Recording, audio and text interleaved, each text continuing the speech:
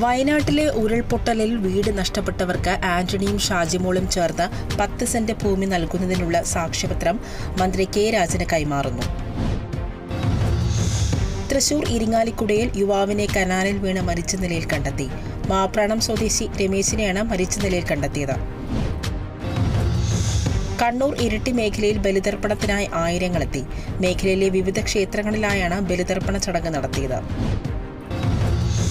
Kannur Ambayathode Thalappuzha 44 mile road ഉടൻ യാഥാർത്ഥ്യമാക്കണമെന്ന് advocate Sunny Joseph MLA. പലതവണ ഈ ആവശ്യവുമായി മന്ത്രിമാർ ഉൾപ്പെടെ നിവേദനങ്ങൾ നൽകിയപ്പോഴും അതിനെ ഗൗരവമായി പരിഗണിക്കുന്നില്ലെന്നും MLA പറഞ്ഞു. തിരുവനന്തപുരം കാട്ടാക്കട ദേവി ഓഡിറ്റോറിയത്തിന് സമീപം സ്കൂട്ടറുകൾ തമ്മിൽ കൂട്ടിയിടിച്ച അപകടം. കുടുംബം സഞ്ചരിച്ച സ്കൂട്ടറും എതിർദിശയിൽ നിന്ന് വന്ന യുവാവിന്റെ സ്കൂട്ടറും കൂട്ടിയിടിച്ചാണ് അപകടം.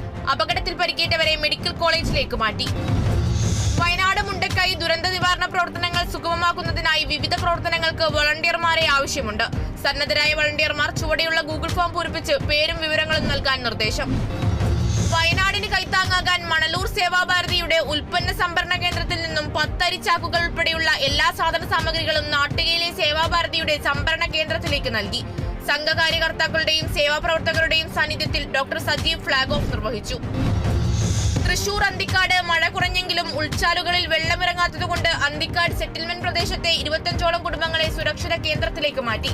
അന്തിക്കാട് KGM സ്കൂളിലെ ദുരിതാശ്വാസ കേന്ദ്രത്തിലേക്കാണ് മാറ്റിയത്.